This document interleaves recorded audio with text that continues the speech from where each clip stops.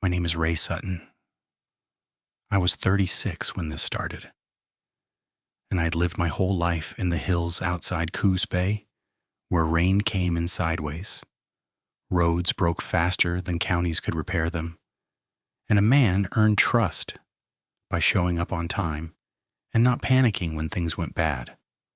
I hauled loaded logging trucks on ridge roads that were half mud and half memory, and I was the guy dispatch called when a driver called out sick and the route still had to run in fog. I never believed in monsters. I used to sit at Klein's Tavern after shift, listening to old stories about lights in the timber and things that watched from cut lines, and I treated all of it like weather talk and fishing lies. Men laugh at what scares other men until they run out of laughter. Our place sat on family land above a switchback road, 2 houses and an old equipment shed on 12 rough acres that backed into second-growth timber. My place had been my father's before he passed. Levi, my younger brother, rented the smaller house 50 yards downslope, near the fence line where blackberry canes always won. He was 31, built lean from saw work, with hands that looked older than mine from handling chainsaws and chokers. He worked with a local falling crew and came home smelling like bar oil, wet cedar, and 2-stroke exhaust. We did not do heart-to-heart talks. We did work, meals, repairs, and occasional bad jokes. And that rhythm held us together better than speeches would have. Most mornings started before daylight. I would fire up the percolator, hear rain tapping the metal roof, and see Levi's porch light click on through my kitchen window. He would come up with his thermos, boots still unlaced, and stand by the stove while the coffee finished. We tracked weather and road conditions like preachers track scripture. Snow line, wind direction, washout reports. Where elk had crossed lower last week, which culvert needed rock before the next storm. By 5:30, I was in the truck heading toward the mill roads, and by 6, he was riding with his crew toward whichever stand had been marked for thinning. Reliability was not a personality trait where we lived. It was currency. If you were late, people remembered. If you left a gate open, people remembered longer. I kept my rigs maintained because breakdowns on those grades were not inconveniences. They were a way to die stupid. Every Friday night I checked brake lines, lug torque, lights, chains, and spare fuel. Every Saturday morning, if I was not hauling overtime, Levi and I worked around the property. Fence posts, ditch clearing, roofing patches, splitting rounds for winter, then rifle cleaning at the bench in the shed, while an old radio muttered through static. I shot a .30-06 I'd owned since I was 22, walnut stock worn smooth, where my hand always rested. Levi liked a 12-gauge with slugs for close timber. We hunted elk and blacktail every season because meat in the freezer mattered more than pride in the field. People who did not grow up there called our life isolated. It never felt that way to me. It felt mapped. I knew which ravens nested near the upper skid trail. I knew when coyotes ran close and when they stayed on the far ridge. I knew the bark pattern of black bear on alder trunks and the way deer moved before a cold front. I could stand on the back step at night, listen for 30 seconds, and tell you if the woods were settled or agitated. You learn that when your work in food and vehicle tires all depend on reading what the land is doing before it does it hard. Levi and I had a standing Sunday dinner rule, even in elk season. No excuses unless someone was bleeding or trapped behind a landslide. Chili, venison stew, whatever we had. Phones off the table. We talked about practical things. Mill rumors, fuel costs, whether the county would ever grade the upper road right, One Sunday in late September, Levi poked at his bowl and said, "Crew boss says somebody's been running bait out by the old quarry, probably trying to pull a bear in close for a photo or a stupid video." I said, "Or poachers' scouting tags they do not have." He snorted. "Either way, idiots." Terry's hounds picked up scent and quit halfway, just sat down and whined. Hounds get weird about cats. Not like this. All 6 did it. I shrugged and reached for cornbread. "Then keep your head up and make noise and brush. Same as always." That was still normal. Concern, then routine. I believed every problem had a known shape if you looked long enough.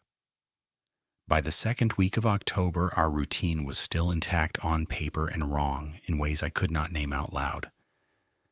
The first thing was silence. Not complete silence, but selective silence, as if somebody had turned down one channel in a crowded room. Coyotes had always yipped from the drainage at dusk. That stopped.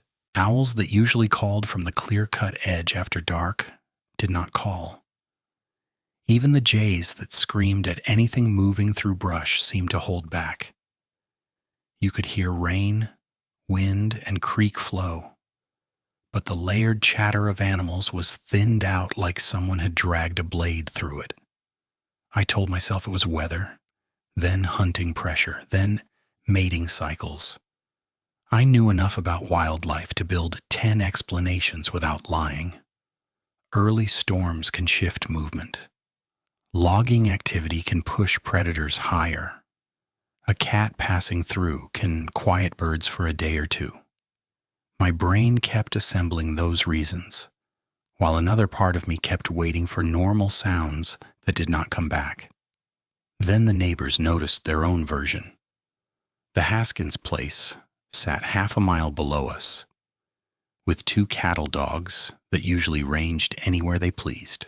One evening I was pulling in from shift when I saw both dogs standing at the edge of their pasture, tails stiff, ears flat, staring into timber without taking one step forward.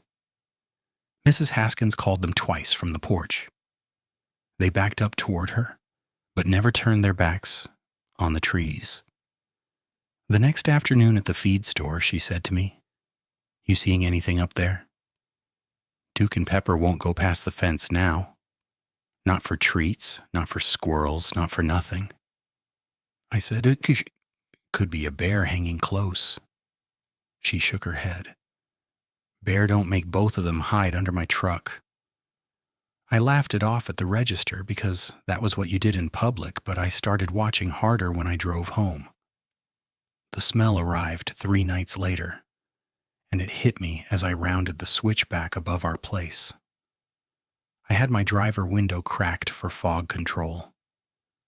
At first I thought dead deer in a ditch, but this was wrong for roadkill. It was wet fur, sour and heavy, mixed with a sweet rot note that sat in the throat and did not leave. I pulled over, grabbed my flashlight, and walked 20 yards up the shoulder where ferns grew over the slope. Rain had just tapered off, so the mud held detail.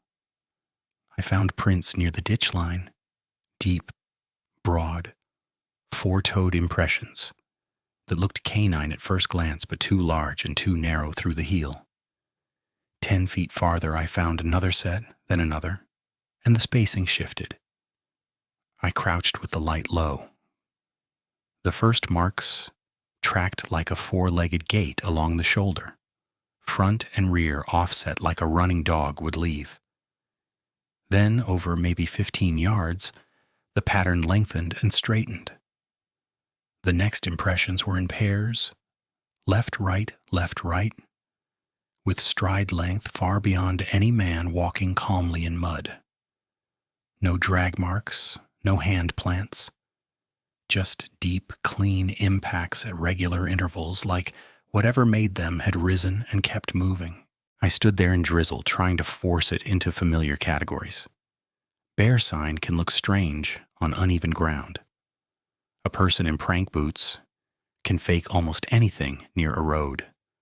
Erosion can distort edges. I repeated those thoughts all the way home and still didn't believe myself. Levi came in late the next night, close to midnight, and the first thing I noticed was he didn't have his heavy canvas work jacket. It was the brown one, lined with wool, patched at the right elbow, the one he wore when rain turned cold. He came through my back door without knocking, breathing hard, forearms scraped in long red lines, like he had pushed through blackberry or bracken at speed. Mud up to both knees. No jacket. I said, "Where is your coat?" He went straight to the sink and ran water over his arms. Gone. Gone where? He kept his head down. Upper landing. You walk home in this weather without a coat. Because of what, exactly? He shut the water off and looked past me at the window instead of my face. It was easier to leave it than fight for it. I waited. He did not add anything. Fight who, Levi? Not who. His voice thinned out, the way it did when he was trying not to shake. Just leave it, Ray. I stepped closer and saw mud packed under his nails. Not fresh soil from our yard, but gray clay from higher on the grade road. You drunk? You hurt? Or you covering for someone? None. He grabbed a towel, pressed it to one forearm, then set his shotgun case on my kitchen table like he had forgotten he was carrying it. I am tired. I am going home. Levi. He paused at the door with his shoulders high and tight, then said without turning, "If you hear anything tonight, do not come looking with a flashlight. Just stay inside." He left before I could answer. I did not sleep much. Rain started again around 1 and turned hard enough to rattle gutter screws loose. At some point, I must have drifted off on the couch because I woke at gray dawn with my neck locked and coffee gone cold on the table. Levi's porch light was still on across the yard. That was unusual by itself. What came next took unusual and shoved it into warning. My truck was parked nose out by the shed. Passenger side faced the slope. Across the passenger door, from rear seam to side mirror, were 4 parallel gouges cut through road grime and paint into bare metal. They started at about my shoulder height and angled slightly down, each line near as long as my forearm. The spacing between them was even, deliberate, as if something had tested distance and pressure instead of swiping blind. The mirror housing was cracked and hanging by wires. I put my hand against the door and felt the ridged edges where metal had curled. Fresh. No rust bloom. No random brush marks around them. One controlled rake. Maybe 2 passes layered tight. Not a tree branch. Not brush. Not any dog I'd ever seen. Levi came up 10 minutes later with dark circles under his eyes and a mug he had forgotten to fill. He looked at the door, then at me, and for a long moment neither of us said anything. Wind pushed mist over the yard.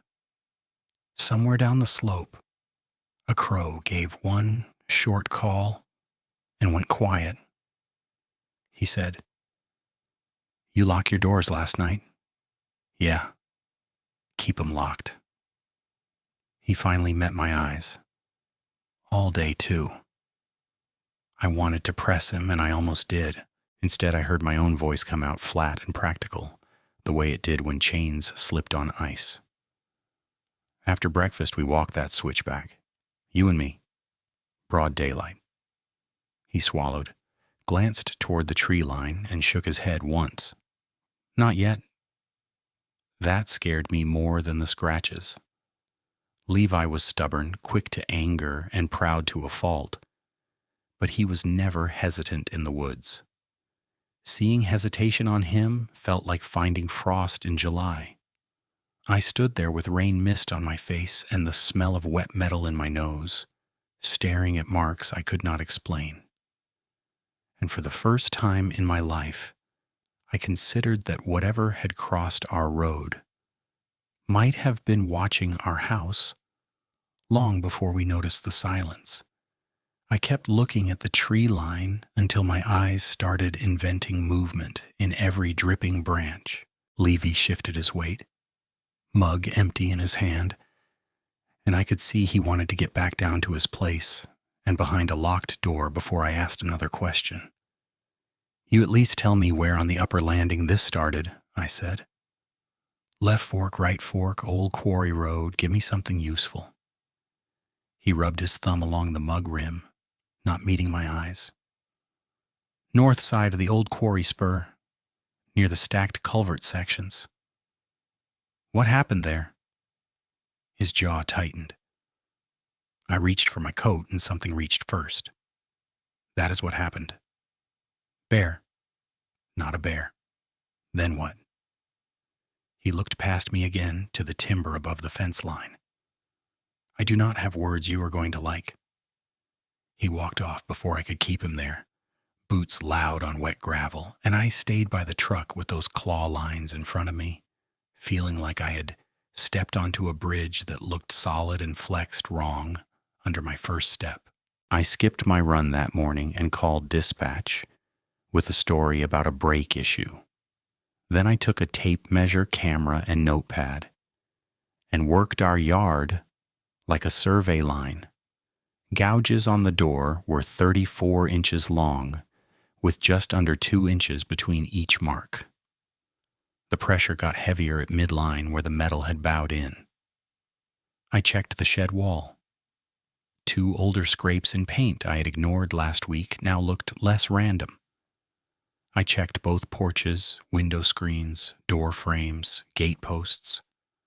By noon I had 5 places where fresh wood showed through old stain at heights that made no sense for stray dogs. And in 2 spots, I caught shallow impressions in mud that matched the narrow heel and long toe spread from the switchback.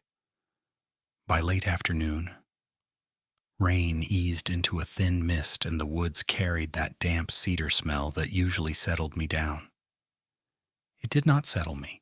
I kept scanning the boundary between our cleared yard and the brush, that jagged line where sword ferns hid stumps and root balls, where anything low and quiet could watch without being seen. Around 5, I drove down to the Haskins' place under pretense of borrowing chain oil. Duke and Pepper were under their porch, not just avoiding the trees, but pressed so tight to the concrete blocks their shoulders shook. Mr. Haskins handed me the oil and said, "You hearing that pacing up your side at night?" I said, "Pacing?" 2 nights now, starts around 1, stops, starts, stops, heavy, not hooves, not cat.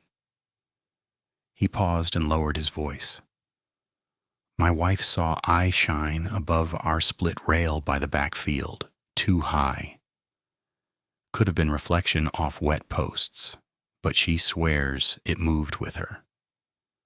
I asked how high. He held his hand near his own head, then above it. If she is right, 7 feet, give or take. That measurement landed in my chest and stayed there. 3 days into this, the weather broke for half a day and left the ground soft enough to hold detail. I hiked the north fence line with orange flagging tape and found 3 sets of sign within 200 yards. Broken blackberry canes bent inward toward our property. A cedar sapling snapped at chest height with bark peeled in long vertical strips, and a run of prints where something had moved parallel to the fence instead of crossing it, as if checking the boundary. The prints were not clean enough for cast quality, but each impression sank deep at toe and shallow at heel. A forward-loaded gait, unlike boots and unlike bear. That night, Levi did not come up for dinner. I carried him a plate and found him in his living room with every light on, curtains pinned shut with spring clamps from his workbench, shotgun open on the coffee table while he checked slugs one by one. He said, "I am not hungry. You need sleep." He gave one short laugh with no humor in it. "Tell me where to buy that. You cannot keep doing this and still run Saw tomorrow." I called out. He snapped the shotgun closed and set it beside him. "Ray, I am asking you plain. Drop it. Board up your lower windows. Keep your truck keys where you can reach them. And stop walking the line after dark." "Why?" "Because it likes when you look for it." I stood there holding a plate of food, feeling ridiculous and angry at once. This was my brother, a man who had cut timber in storm season and slept through chains rattling in high wind, now giving me advice like he was reading from a trapper's warning carved into a tree. I told myself he was running on no sleep and shame and fear makes people pattern match shadows into threats.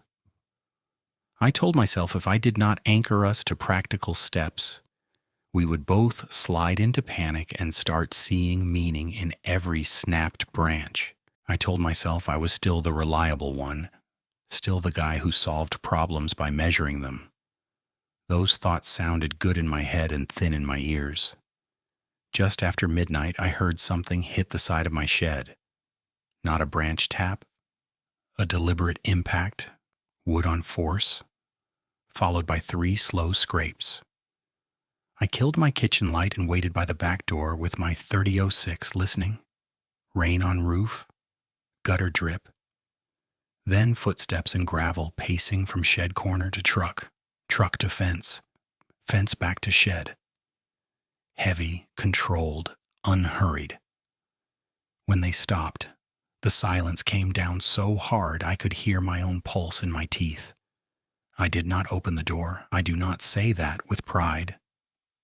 I stayed inside until gray light returned because somewhere between the 3rd and 4th pass in that gravel I understood this was not random movement. Morning showed me what had made the noise. The shed siding had 4 fresh gouges near the latch, deeper than the truck marks.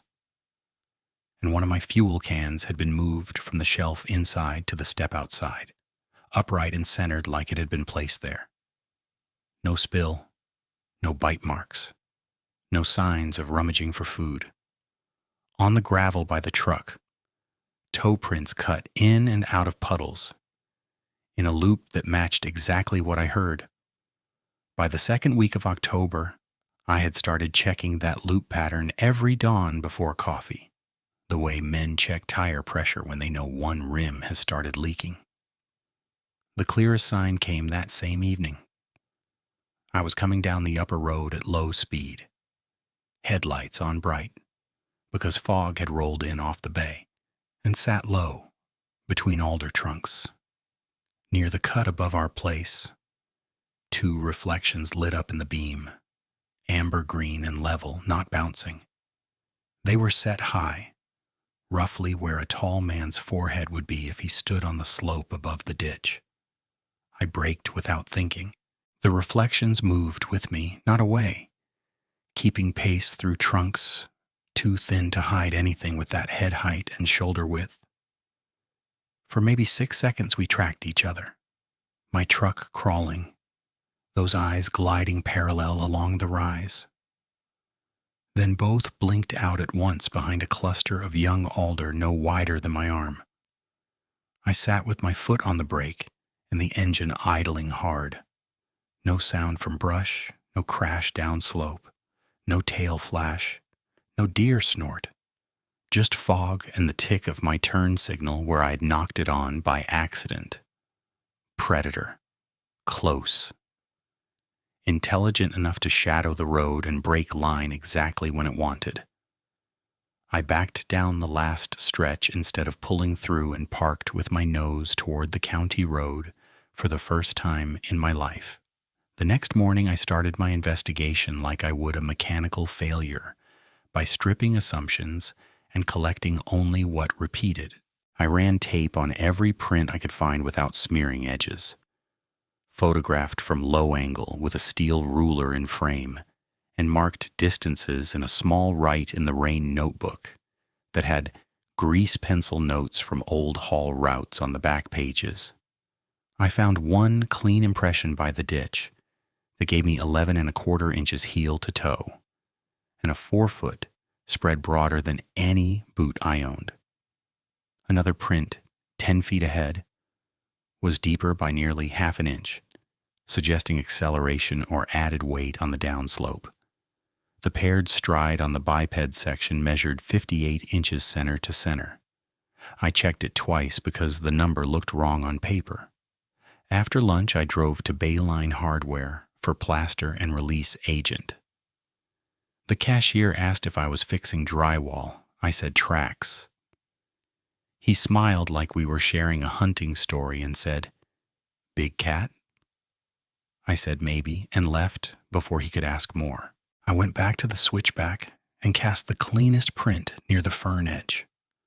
Built a mud dam from packed clay, poured slow, waited 40 minutes under a tarp while drizzle came and went. When I lifted the cast, the toe shape came through clearer than I wanted. Long, narrow, not paw-padded like canine, and with a rear edge that tapered into something almost hand-like. I set up 3 game cameras that afternoon. One on the shed corner facing the truck, one at the north fence break, one on the switchback cut where I saw the eyes. Fresh lithium batteries in each. Date and time synced to my phone clock. Motion sensitivity medium high. I zip-tied a 4th camera hidden in salal lower to the ground, in case anything tall was triggering upper sensors and passing over frame. I had run cameras for deer and trespassers for years. False triggers happened. Battery drain happened. Patterns still made sense when you looked at metadata.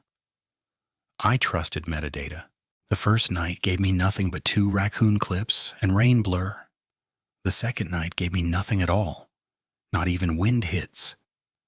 At dawn, all 4 cameras were powered off. Not dead, off. I turned them on, checked logs, and saw each had stopped recording at 2:13. Same minute, same second spread within a few ticks. I told myself I had made a setup error, maybe firmware glitch for moisture, maybe bad battery batch. I swapped cards, swapped batteries, factory reset all units, and tested triggers by walking past with a shovel over my shoulder. Third night, same shutdown, 2:13. That was the moment my rational framework started to fracture. Not collapse, just crack along lines I could now see. I tried to force it back together anyway. Maybe radio interference from logging equipment cycling overnight. Maybe someone with a jammer as a prank. Maybe condensation shorting contacts. At the coldest point before dawn, I drove to the mill yard and asked the maintenance lead if they had any high-output transmitters running overnight on that side ridge. He looked at my notebook, looked at my face, and said, "Ray, you hauling too many graveyard runs? You got catamount fever?" At lunch, the mill boss heard part of it and laughed across the table. If something that big was up there, every hunter in Coos would have it on a wall already. I said, "Hunters are not up there at 2 a.m. in rain." He pointed a fry at me, "Then stop being up there at 2 a.m. The room got quiet. Then somebody changed the subject to chain prices. I finished coffee and left with that old familiar feeling of being treated like a man who had mistaken stress for evidence. I made one more stop before heading home, to the deputy substation off Highway 42. Deputy Morrow was at the desk. Same guy who had taken theft reports for stripped copper 2 winters back. I laid out photos, measurements, and camera logs without saying the word monster. I said unknown animal, possible aggressive behavior near occupied homes, request for increased patrol on upper switchback at night. He flipped through 3 images and handed them back. Could be feral dogs running together. Could be a bear with a weird step from injury. Bear does not turn off game cameras. He gave me a patient look. Cameras fail. 4 at once, same minute, 3 nights. He shrugged. Could be user error. Could be moisture. Could be kids messing with you. I asked if he could at least log the complaint.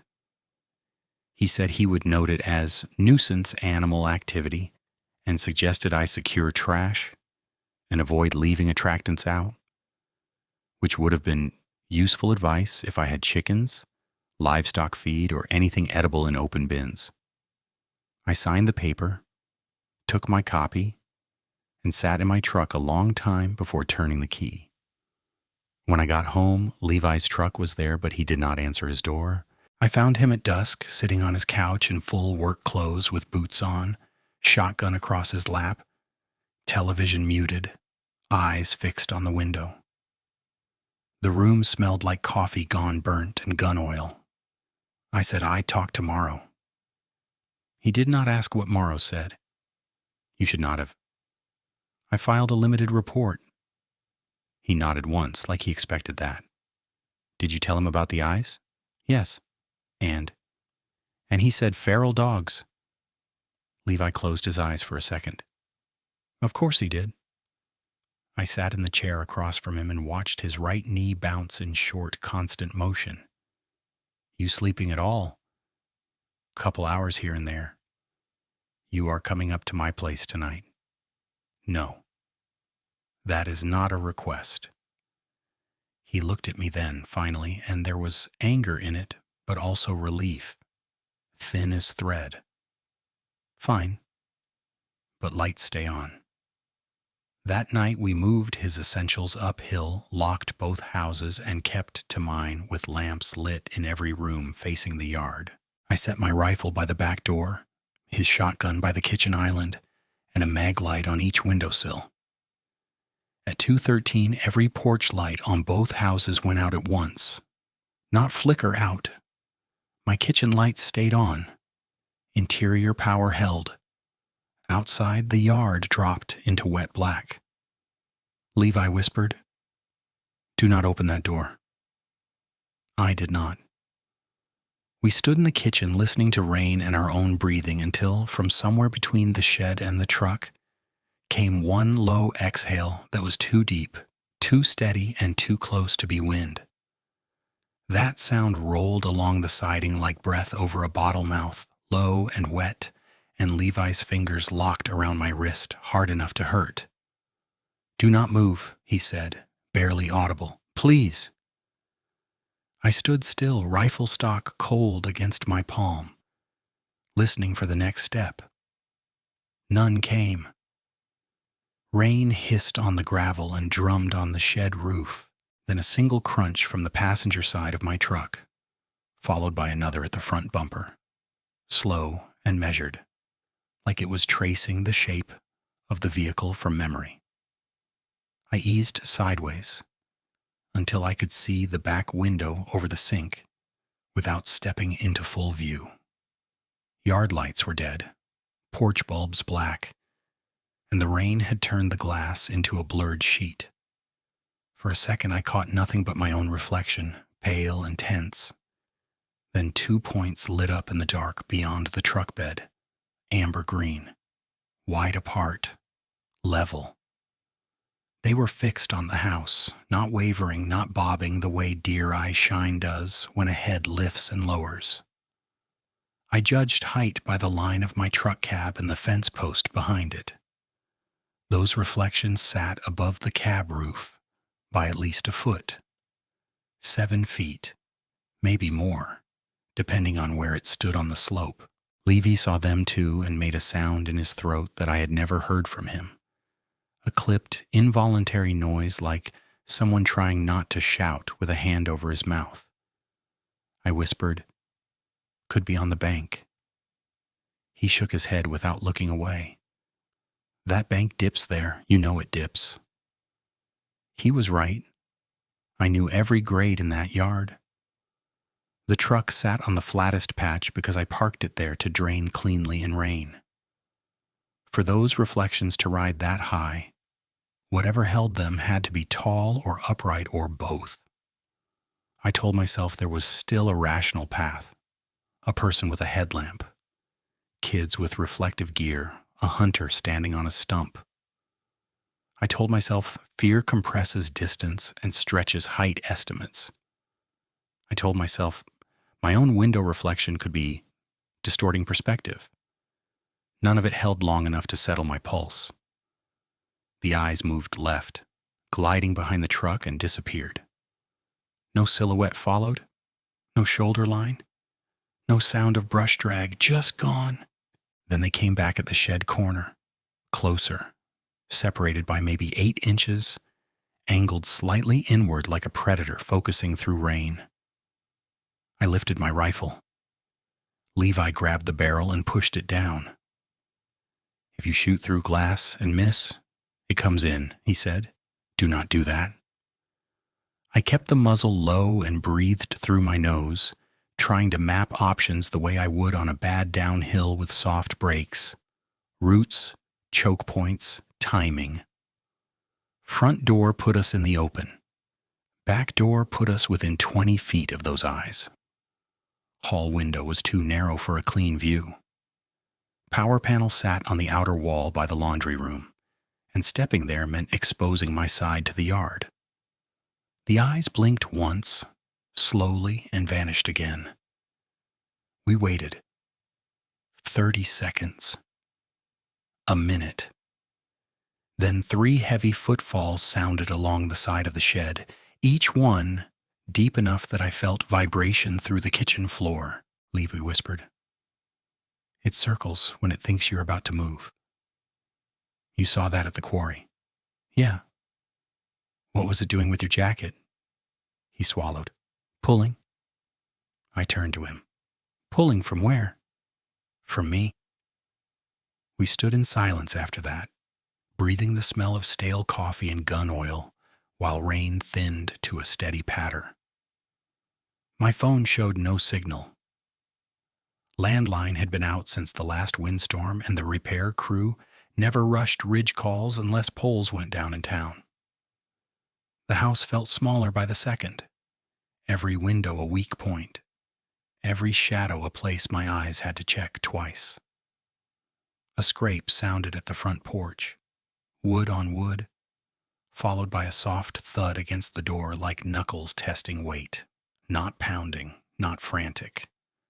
Deliberate pressure, then release. A pause. Another test. Levi mouthed, "Do not answer," which would have been almost funny in any other life. At a tavern, I had once laughed at a man for saying something knocked polite before it broke his screen door. Standing there, I thought about that laugh and felt ashamed of it for the first time. The front porch boards creaked under shifting weight. Then nothing. I counted slowly to 60, not because I thought 60 mattered, but because counting kept me from doing something stupid. At 48, the eyes appeared again, now at the far edge of the yard, near the north fence break, half obscured by blackberry canes. Same color, same spacing, same height. They tracked left to right, stopped, and held. "Ray," Levy said, voice thin, "it is watching the windows." I believed him. The pattern was too clean. It was checking lines of sight, reading our movement through light and shadow, choosing where to show itself and where to stay hidden. If it had wanted blind panic, it could have slammed siding, overturned cans, made noise. Instead, it was managing distance and attention. I took one of the mag lights and clicked it on. Bright white beam cut across the yard and struck rain, fence, shed wall. Nothing in the center. No body, no fur, no face. The eyes were gone the instant light hit their last position, and I never caught the transition. One frame they existed, the next they did not, like a hand had snapped a switch. I swept again, slower, tracing from fence break to truck to alder edge. At the base of the shed, I saw fresh mud on the step, where I had cleaned it that morning. Beside it, one impression pressed into gravel and runoff silt, toe heavy and long, then washed by rain before detail could lock. I held the beam there until my arm shook. Levy said, "You see it." I see where it was. Same thing. No, I wanted to say, not the same thing. Tracks can be measured, gouges can be photographed, eye shine can be misread. But I'd already measured, photographed, logged, cast, and the pattern kept bending around every tool I trusted. A faint clack came from the side yard, metallic, almost gentle. I turned the light and found my chain binder lying upright against the fence post where it had been hanging in the shed. It had not fallen there by chance. It had been carried and set down. We did not speak for a long stretch after that. We stood shoulder to shoulder, weapons ready and useless behind glass, while the house ticked and rain softened, and the dark outside remained full of places for something tall to stand without showing itself. Twice I thought I saw movement at the upper ditch, and twice it was only water running over fern fronds. By the time dawn thinned the sky to a flat gray, both of us were shaking from cold and adrenaline. The porch lights flickered back on at 5:41 as if nothing had happened. Yard looked ordinary from 10 feet away. Closer it did not. We stepped out together. Levi on my left with his shotgun, me on his right with the rifle, moving slow and keeping angles covered, like we had practiced for elk recovery in brush. On the porch boards near the latch, 4 shallow scratches ran parallel to the grain. On the front door, muddy smears sat at a height just above my shoulder. At the shed step, the single print I had seen from inside had filled with rainwater and softened at the edge. But the depth was still wrong for a boot. Along the north fence break, blackberry canes were pressed down in a clean corridor, not snapped wild, as if weight had passed through with intent. Levi crouched by the fence and stared at the mud. It came right up to the house. Yeah. It could have come in. Yeah. He stood and looked toward the upper road. It did not want in. That landed harder than if he had said the opposite. Wanting in meant hunger or aggression. Not wanting in meant assessment. We spent the morning replacing porch bulbs, checking locks, and moving tools into the house that could serve as noisemakers if needed. I ran extension cords and set 2 work lights inside windows facing the yard. So even if outside power died, we could flood the immediate perimeter. Levi taped blackout plastic over the back bathroom window where the latch had always been loose. Neither of us talked about sleep. By late afternoon, the rain returned, heavier, and the low clouds settled so close to the ridges, it felt like the whole valley had shrunk. I should have called dispatch and taken another day, but routine still had gravity. Bills had gravity too. I told Levi I was running a short load to the mill and back before full dark. He said, "Do not take the upper cut. I need the time. You need to come back." I paused with my keys in hand. "Lock up after me. If anything happens, you call Morrow, then call me." He gave me a hard look. "You still trust Morrow to do anything?" "No. I trust records. Calls leave records." That was the kind of sentence I used to make when I believed paperwork controlled outcomes. The drive down was a wet tunnel of fur and fog, wipers on high, headlights swallowed after 30 yards. Every reflector post looked like eyes until it did not. Every stump looked like shoulders until I passed it. My hands stayed tight at 10 and 2 the whole way, knuckles pale against the wheel. At the mill-yard gate, sodium lights turned mist into orange haze.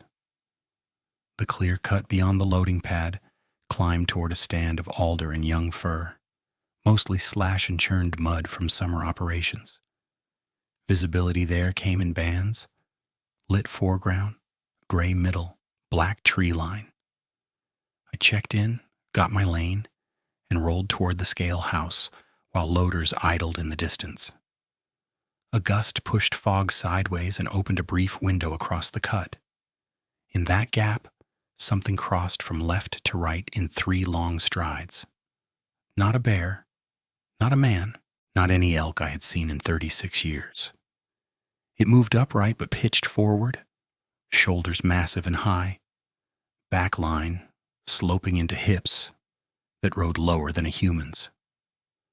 The legs bent backward at the lower joint in a digitigrade angle, spring-loaded and wrong, and each step covered ground that would have taken me 2 running strides in mud. Arms hung long, swinging with controlled weight. The head was forward, muzzle profile suggested rather than clear, then swallowed again as fog closed. I hit the brakes so hard the cab lurched. Air hissed. Behind me, a yard hand in a pickup leaned on his horn and swerved wide, yelling through his open window, "Move it, Ray!" I pulled forward on reflex and parked at the scale, heart pounding hard enough to blur the numbers on the display. Scale operator leaned out his booth and asked if I was okay. I said fog got me and signed the sheet with a hand that did not feel attached to my wrist. When I climbed down to check my straps, I kept my body angled toward the cut and scanned every break and brush. Nothing. Loader lights swept across stumps, broken branches, equipment tracks. No visible animal. No motion above normal wind. If another driver had seen what I saw, no one said it. I finished the unload, skipped coffee, and headed straight back uphill. At the junction where County Road met our spur, I stopped and shut off the engine. Rain tapped the hood. Somewhere above, a branch cracked once and settled.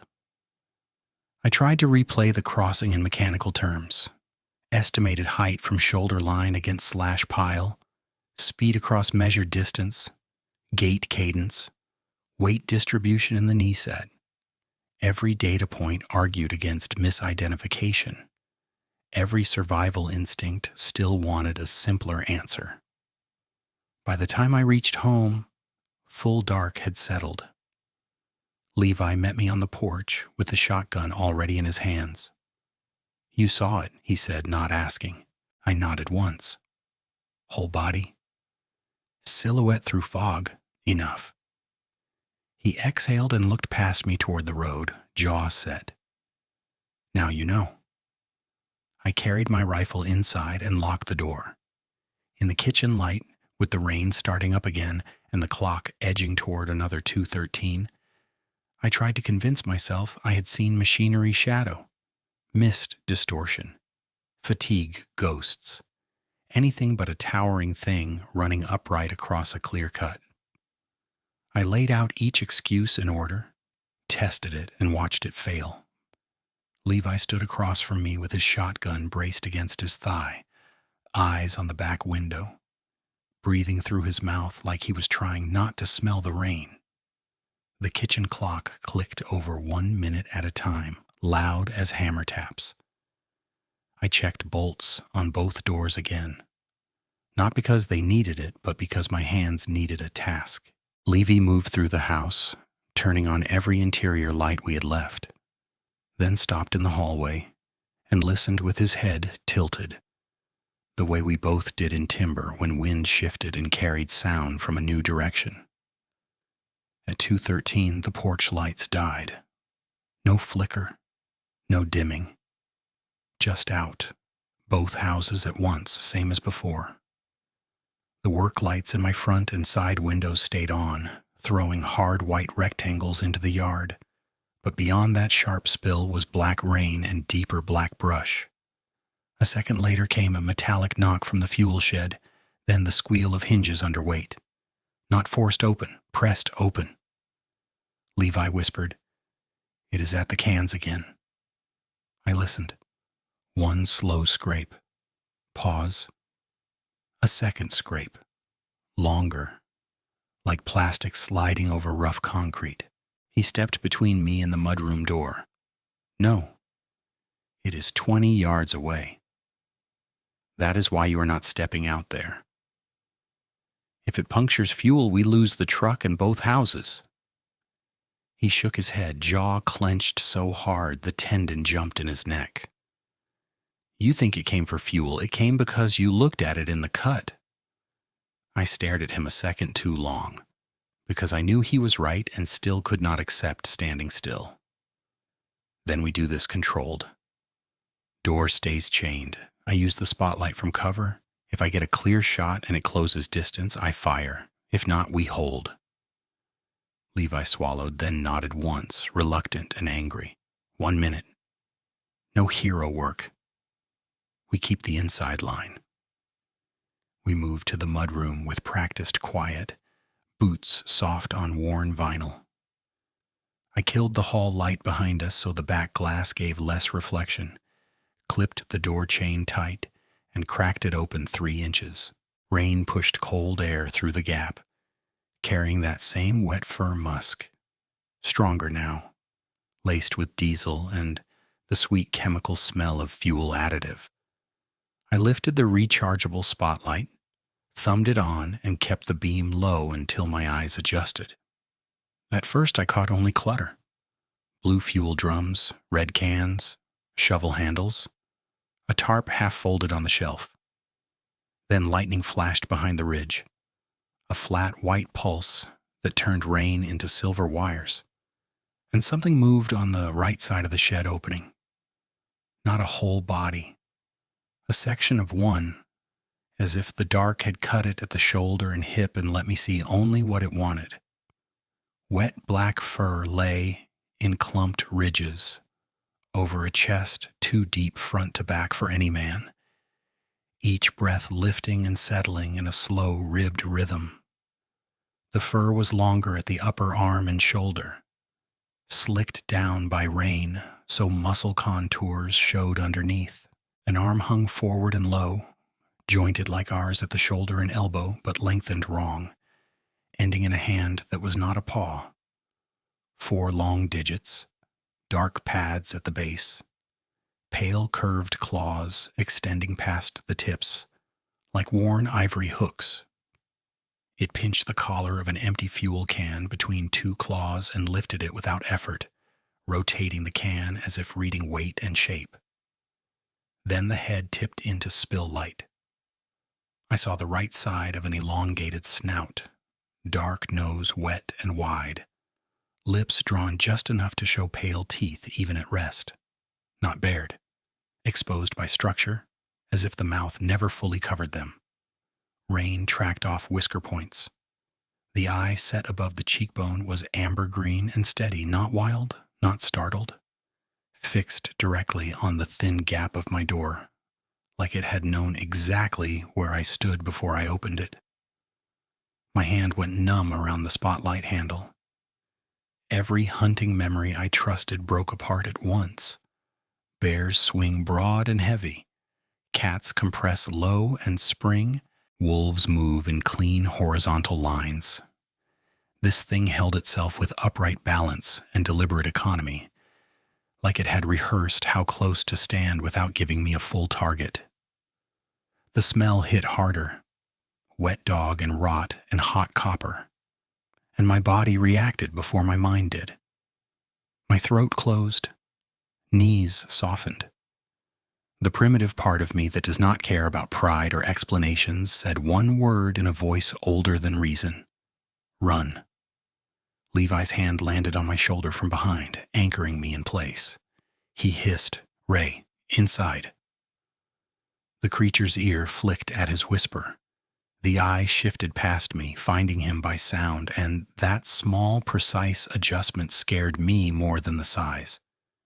It lowered the can, set it upright on the concrete without clatter, and flexed those hand-like digits once. Slow, testing reach. I brought the rifle up alongside the spotlight beam, trying to settle my sights on the shoulder line I could see. The muzzle trembled. Not from cold, from the kind of fear that empties your fine motor control and leaves only gross movement. Like your hands belong to someone less skilled and less brave. The eye narrowed. The head angled, evaluating. Then it opened its mouth just enough for me to hear a low, clicking growl deep in the throat, almost conversational, and stepped backward out of the spill with a backward bent leg that folded and extended in one smooth motion. A second lightning pulse gave me one more frame. Wet fur over a barrel torso, long forearm, claws curved inward, then darkness swallowed it whole. No crash through brush, no blind retreat. It withdrew in silence. Levi hauled the door shut and threw the deadbolt. I stood with the rifle half raised and listened to rain and my own ragged breathing. "You saw it," he said. "Yeah." "Now you believe me." I nodded without looking at him. The spotlight beam shook against the door as my hand started to tremor hard enough to rattle plastic. I set it down on the washer and braced both palms on the counter. I told myself to count breaths. I told myself the door was locked, walls were solid, we were armed. We had held line. None of that reached the part of me that had met that eye and understood I was being measured. We held the mudroom until dawn, trading watch positions every 20 minutes, speaking only when needed. Twice we heard movement along the north fence, heavy and controlled. Once, near 4, something tapped the back window 3 times with even spacing, light enough to sound like knuckles. When gray morning finally spread across the yard, it showed rain-washed gravel and ordinary clutter, and one new detail that turned my stomach. On the mudroom step, centered with care, sat my old leather work glove. I had left the pair in the truck cab before dinner. One glove remained in the cab. One had been carried to my door. Levi saw it and went still. "That was in your truck?" "Yeah." "It opened your truck?" "Yeah." We stepped out together with guns up, clearing angles like we would for a wounded bear. The truck doors were closed, locked when I checked them, but mud streaked the passenger handle and the mirror I had repaired, hung twisted again. On the roof, above the passenger side, were 2 long, wet smears, parallel and narrow, where something with reach had braced itself. At the fuel shed, we found the cans rearranged in a straight line by size, largest to smallest, caps facing out. Nothing spilled, nothing chewed, just sorted. The blue tarp that covered my spare chain coils had been folded once down the middle and placed on the shelf. Levi's missing jacket was not there, but one torn strip of its brown canvas lining was pinned under the edge of a fuel can where we would see it immediately.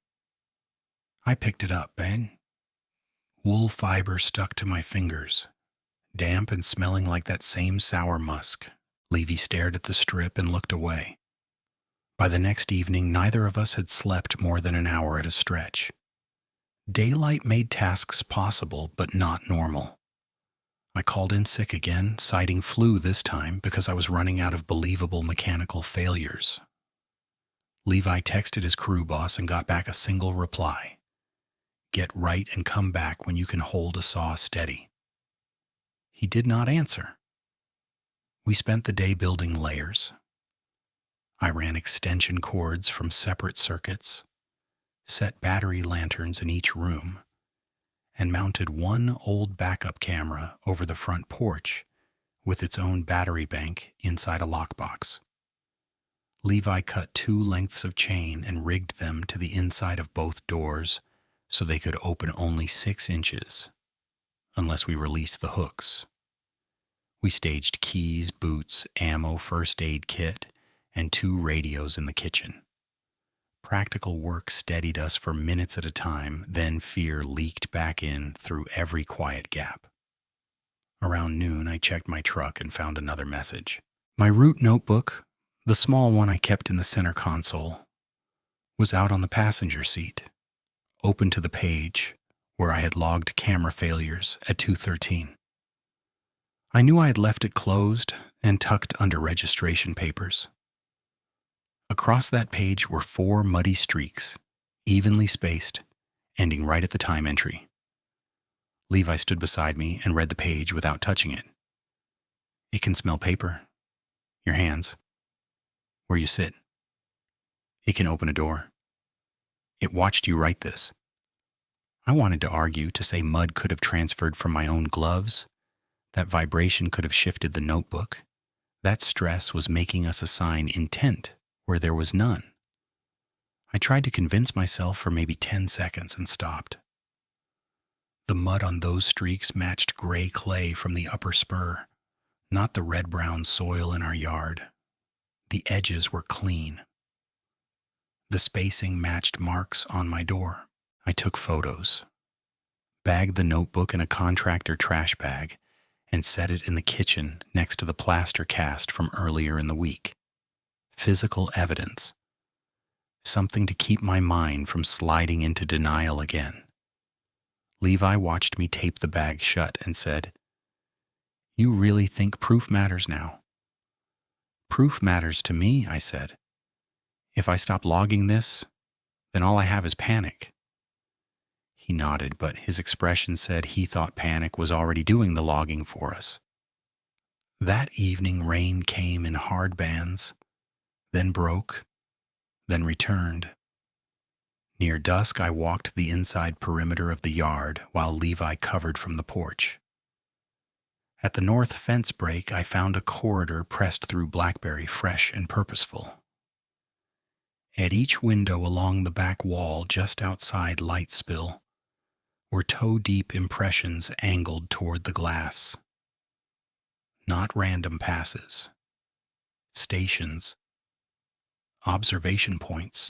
At my bedroom window, the print depth increased and the heel dug in, as if weight had shifted forward to look down through the pane. The sill there sat 58 inches off the ground. I measured out loud to keep my voice steady.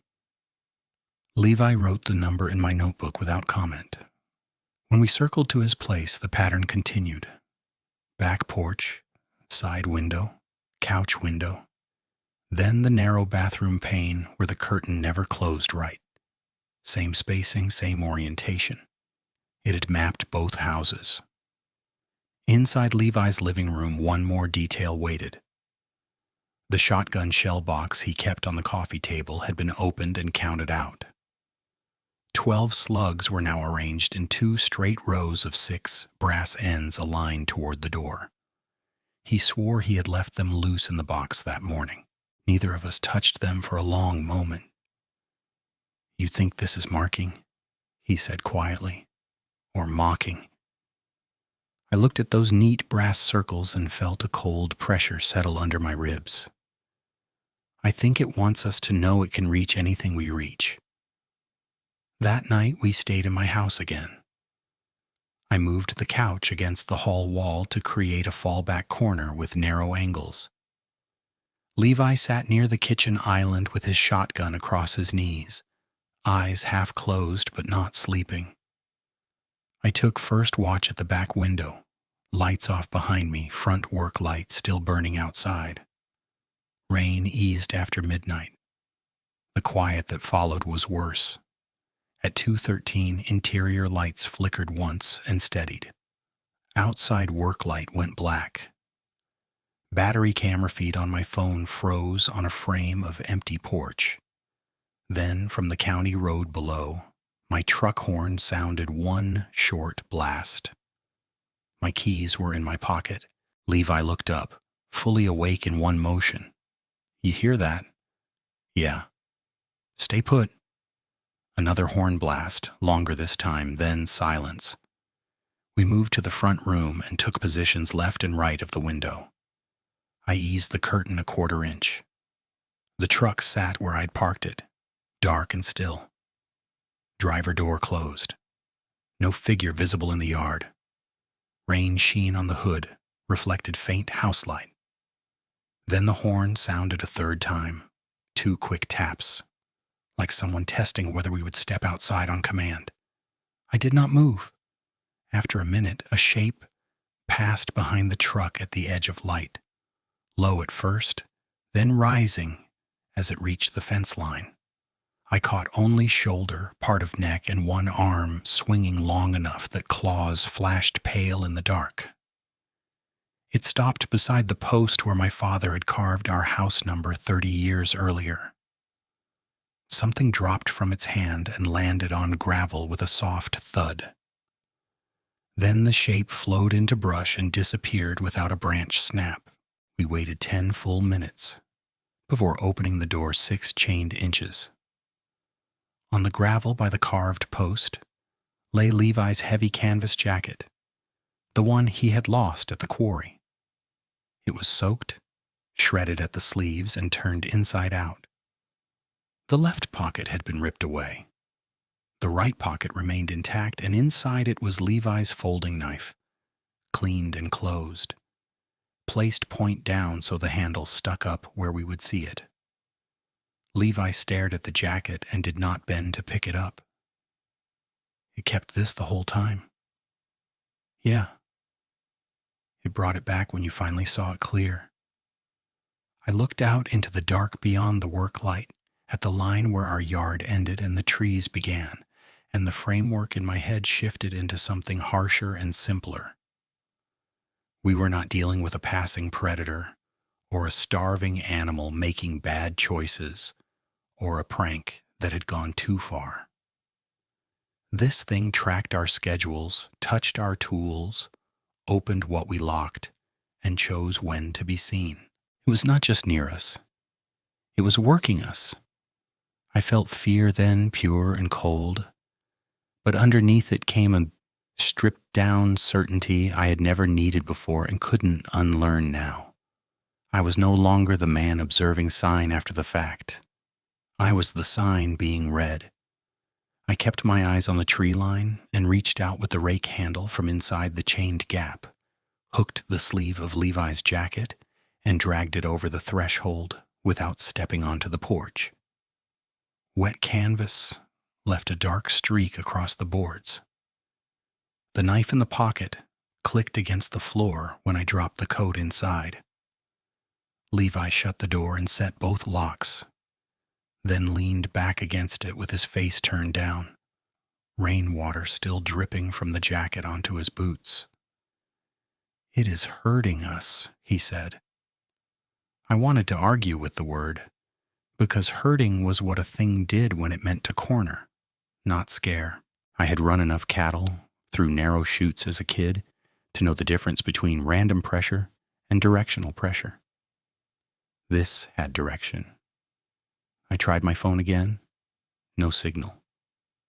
Levi tried his. 1 weak bar, then none. I picked up the landline out of habit, and all I got was the same dead quiet I had been hearing for days. No hum, no line noise, just absence. I keyed the handheld radio we used on hunts and got static with a faint pulse under it, rhythmic, like distant engine interference. "Call Morrow from the truck," Levi said. "You got that booster cradle?" "Yeah." "Do it now." I nodded, grabbed keys, then stopped with my hand over the kitchen table where the bagged notebook and the plaster cast sat. Physical proof had been my anchor for a week. I shoved both into a duffel without thinking too hard about why. If we had to leave in a hurry, I was not leaving the only things that proved we were not losing our minds. The first horn blast came again from outside, one sharp hit that made both of us flinch. Levi stared toward the front room. It is still there. Or it is close enough to hit and move. A second blast followed, then silence. I heard no footsteps after it, which was somehow worse. Noise I could track. Silence meant it had options. I moved to the front window, kept my body off center, and eased the curtain with 2 fingers. The truck sat in the drive as before, dark and still. No shape near the hood, no eye shine in the spill. Rain softened to a mist that made everything look farther away than it was. I told myself we were 2 armed men in a locked house, not helpless, not trapped, just outpositioned. I told myself to keep decisions procedural. Step 1, make contact. Step 2, move before dawn if contact failed. Step 3, avoid timber choke points. The plan sounded clean in my head and thin in my chest. We made one more try from the mudroom where the signal sometimes caught a tower down valley. Levi held his phone high by the shelf while I dialed dispatch through my booster app from memory. It rang twice, then dropped. I redialed. Busy tone. Third try connected for 4 seconds. County dispatch identified Ray Sutton on the upper switchback road, unknown predatory animal at residence, immediate response requested, 2 occupants armed, no injuries yet. The line cracked hard, then a woman's voice returned in fragments. Units tied up, storm slide on 42, can you relocate to? Say again, we are losing you. Relocate to nearest lit, secure facility, do not remain isolated. Then dead air. Outcome. Dismissive and practical at once, no one was coming. Levi looked at me. Nearest lit secure facility is the mill yard. Yeah. Then we leave, right now. By 3 a.m, we had turned the kitchen into a departure line. Rifle, shotgun, 40 rounds split between us. 2 road flares, 1 trauma kit, a radio, duffel, truck keys, wallet, phone chargers, and Levi's jacket shoved into a contractor bag because neither of us wanted that smell in the cab. We killed interior lights room by room until only the mudroom lamp was on, so our eyes could adjust before we stepped outside. When I opened the door, the musk hit first, fresh and close, layered over diesel and wet cedar. The yard looked empty. That did not reassure me anymore. We moved in a tight line to the truck. Levi behind my left shoulder, both muzzles down but ready. I unlocked the driver door, checked undercarriage with the flashlight beam, then climbed in and popped locks. Levi got in hard and shut his door with both hands. I started the engine and felt relief for half a second when it turned over clean. Then the cab light came on and showed 4 muddy streaks across the inside of the windshield, drawn from top center downward, evenly spaced, ending inches above the dash, from outside, from above, while the truck had been parked. Levi said quietly, "Drive." I put it in gear and rolled out without waiting for full warm-up. Gravel popped under the tires. The moment we cleared the gate, something moved parallel in the timber on the uphill side, keeping pace with us at 30, then 35, visible only as a darker mass between trunks, and once briefly, 2 amber-green points, sliding level with the top of my side window. I did not look at it for long. Eyes off-road on that grade gets you killed whether the threat is deer, washout, or worse.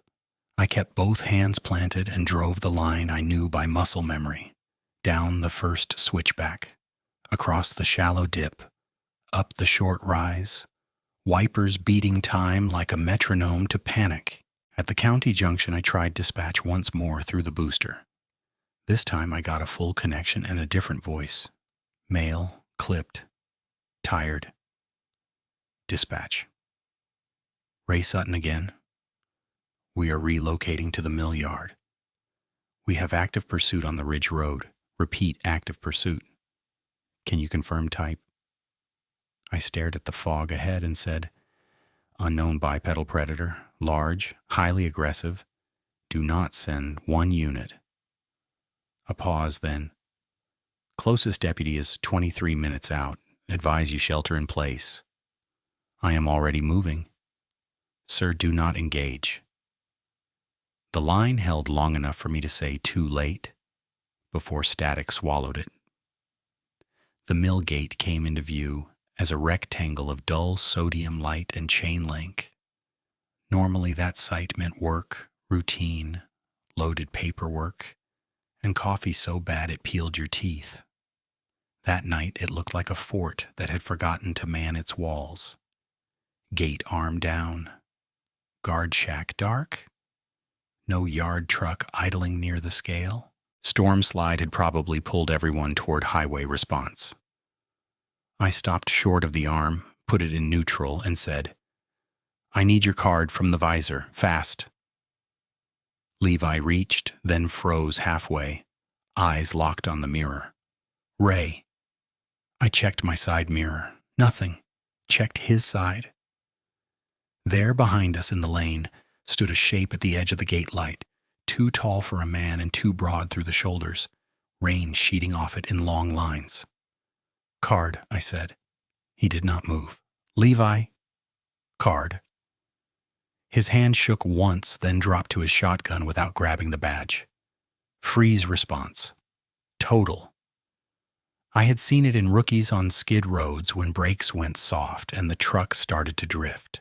That instant where the brain refused to pick one action because all of them carried risk. Only this was my brother. And the thing behind us was closing. I threw the truck in park, lunged across him, ripped the badge from the visor, and shoved his door open. Move with me. We hit the wet ground together. I slapped the card reader at the post. Red light. Bad red. Again, red.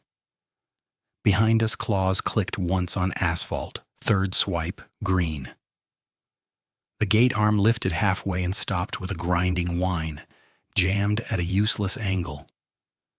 We had maybe 6 feet of clearance if we ducked and squeezed the truck through clean.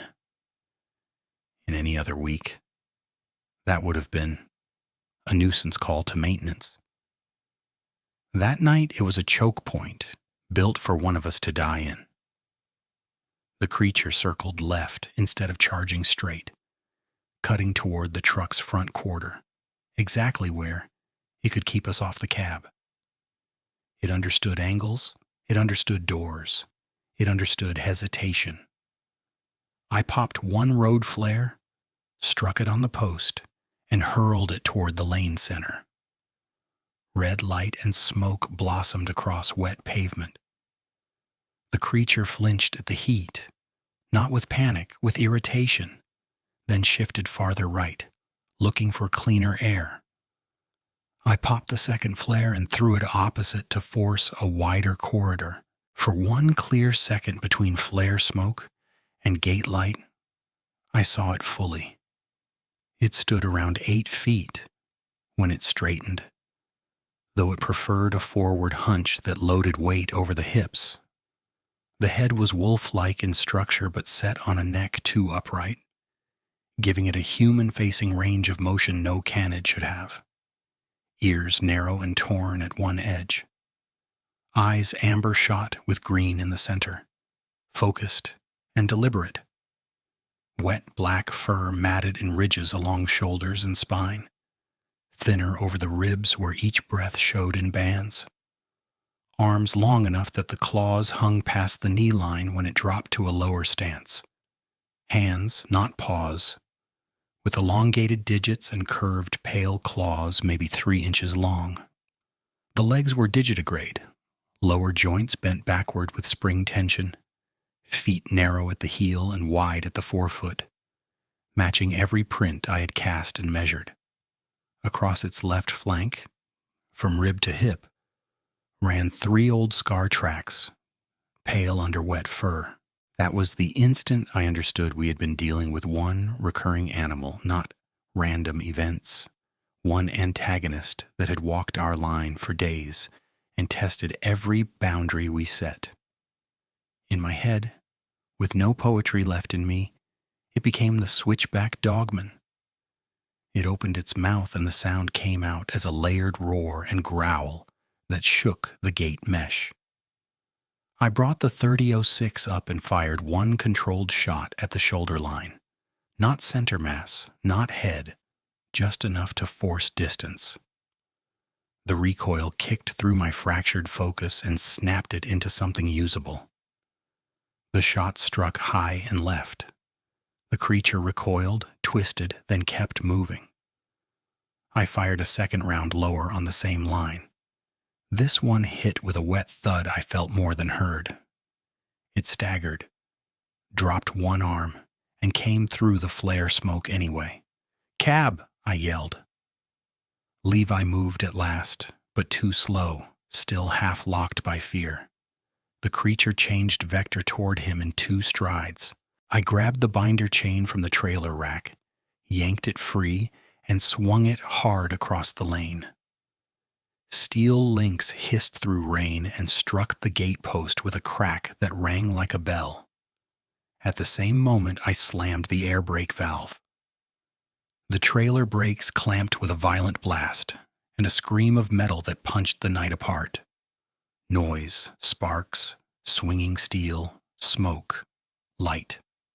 Too much input at once. The creature checked its line for a fraction of a second, head snapping toward the chain. That fraction was enough. I hooked my left arm through Levi's vest, dragged him backward, and shoved him up the cab steps. Something hit my boot from behind, a hard rake that cut leather and glanced off the heel counter. Pain shot up my ankle but held. I slammed his door, rounded the nose, and launched myself into the driver's seat as claws scraped the outer panel behind me. I dropped it in drive and mashed throttle. The truck lurched, hit the half-raised gate arm, snapped it clean, and surged onto the downhill access road. In the mirror, I saw the creature at the tree line, one hand braced on a post, gouged deep by its claws, chest heaving, shoulder dark with rain and blood. It roared once more, furious and wounded, but it did not follow onto the open highway. I did not slow until we hit county pavement with center lines and space on both sides. Levi sat rigid, both hands on the shotgun, breathing like he had run miles. My wrist throbbed where I had hauled him. My boot filled warm where the leather had split. Rain hammered the windshield, and for the first time all night the sound felt like cover instead of warning.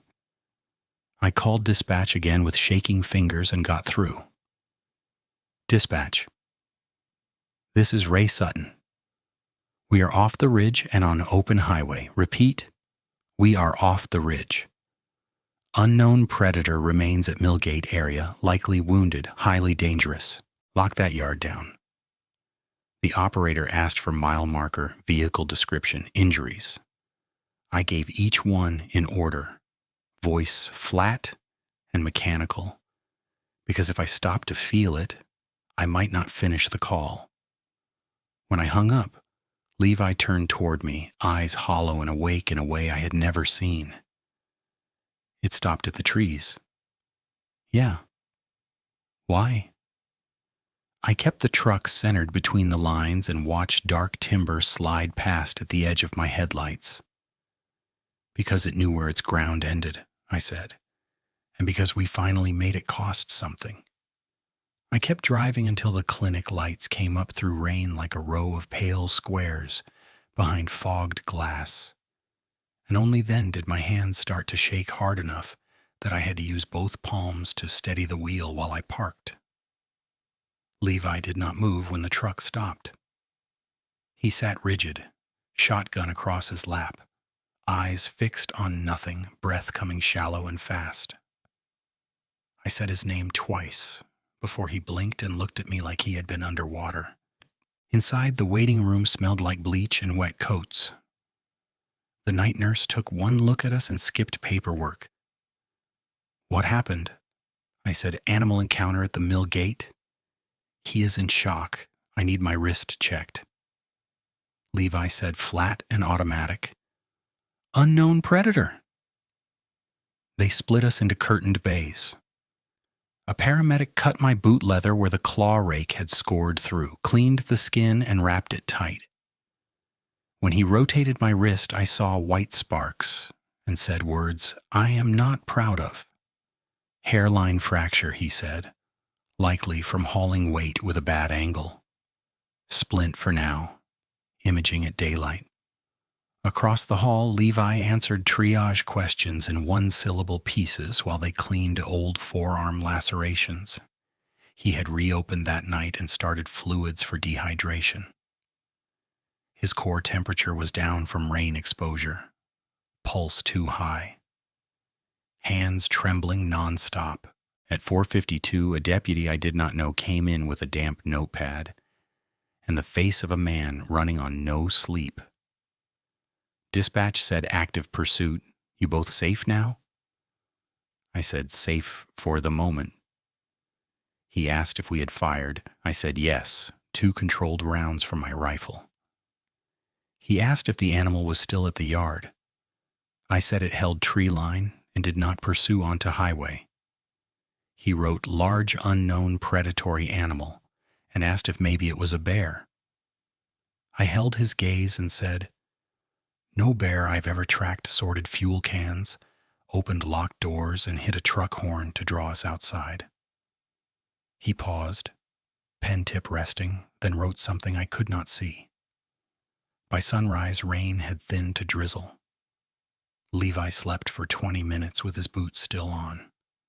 I sat on the edge of my bed in the observation room with my splinted wrist in my lap, listening to the hallway carts rattle by, and I finally let one thought land all the way through me.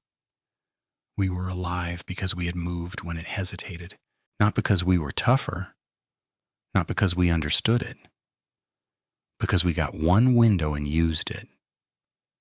At 8:10, I called 2 men I trusted, Grant Holloway and Dale Foster, both loggers who had pulled me out of washouts before and never mistook panic for weakness. "I need daylight back up at the yard and the house," I told them.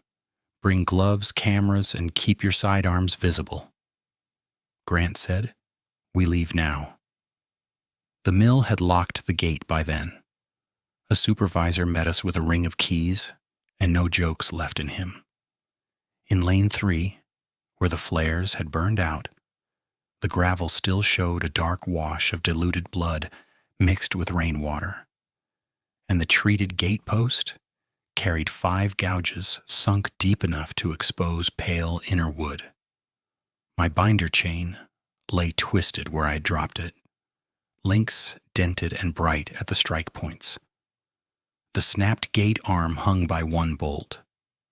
None of that was debatable. We recovered my truck and found new damage on the passenger quarter where claws had scraped to bare metal. The duffel I'd thrown into the cab was under the seat, zipper half open, muddy prints on the fabric. Inside, the contractor bag with my notebook was punctured but intact. The notebook pages were wet at the corners, yet the measurements, times, and camera logs were still readable. The plaster cast was gone as a cast. Its bag held white grit and chunks no larger than gravel, crushed to powder and smeared with gray clay that did not come from mill asphalt. I stood there holding that bag while rain tapped the cab roof and felt a strange, practical grief. Evidence I had trusted had been reduced to dust.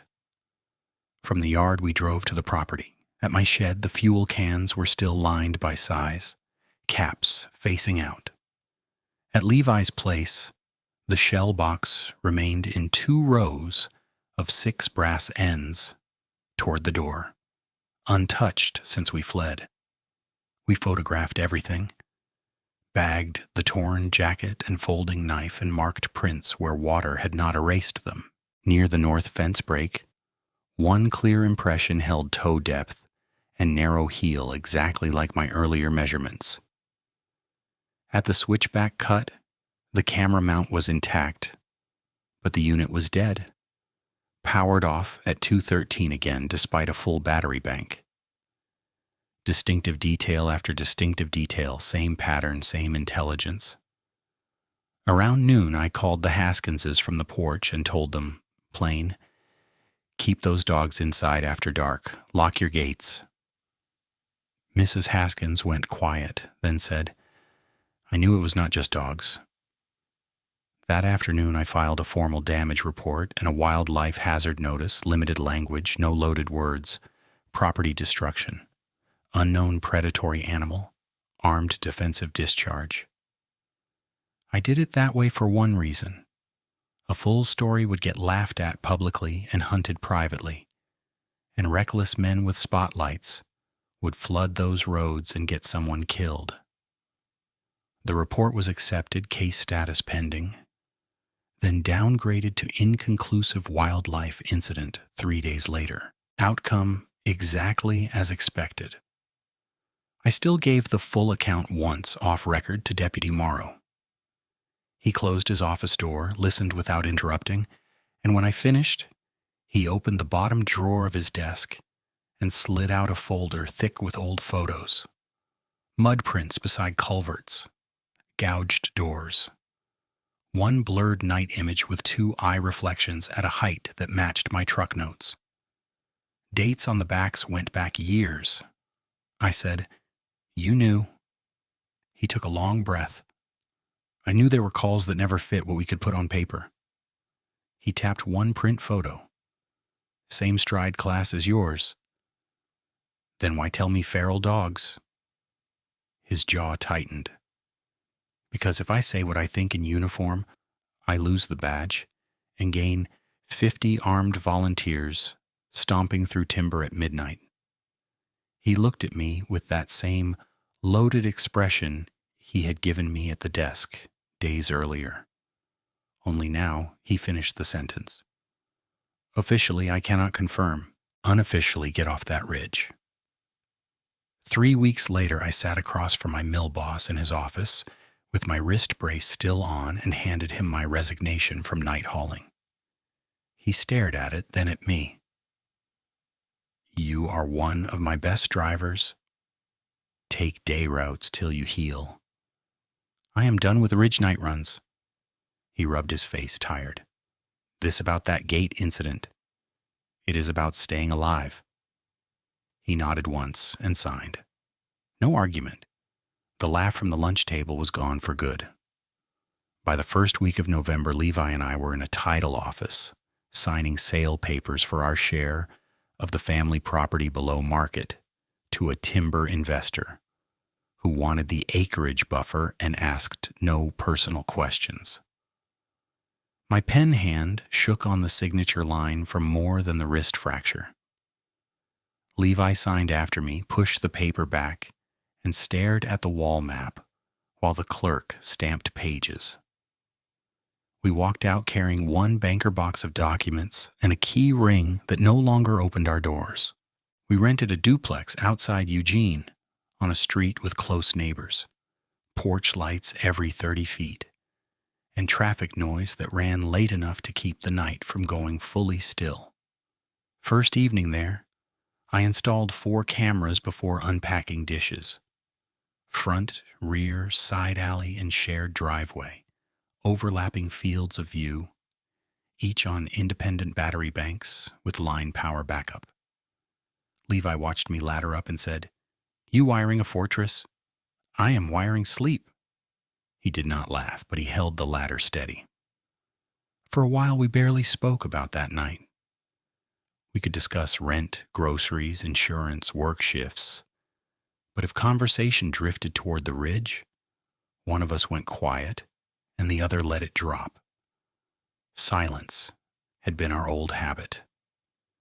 In this new life, silence carried threat.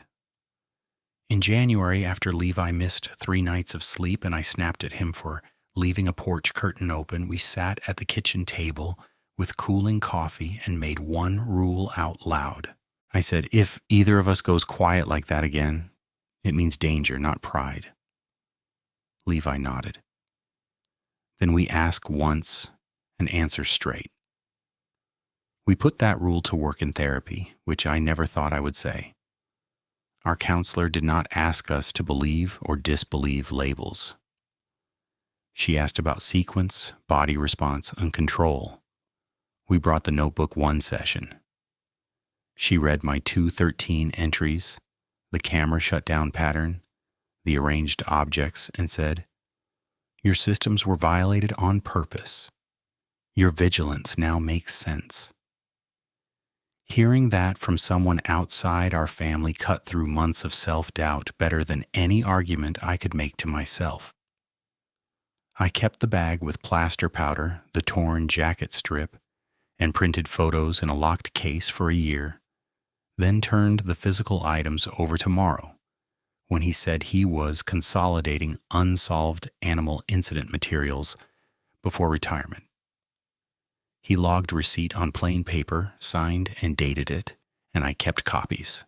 The notebook stayed with me.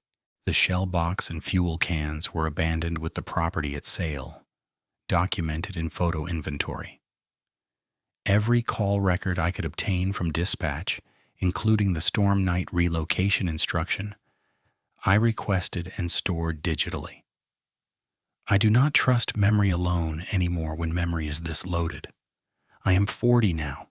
I run regional freight on major roads, mostly daylight corridors with way stations, cameras, and plenty of headlights around me. I am housed, employed, and by any practical measure, stable.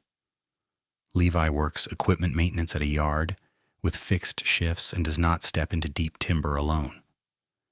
We still hunt, but only in a group, never after dusk, and we leave if dogs refuse a line. That is not superstition, that is revised protocol written in scars. Some nights rain hits sheet metal outside my bedroom window in that exact tempo from the ridge, and I wake before I know why.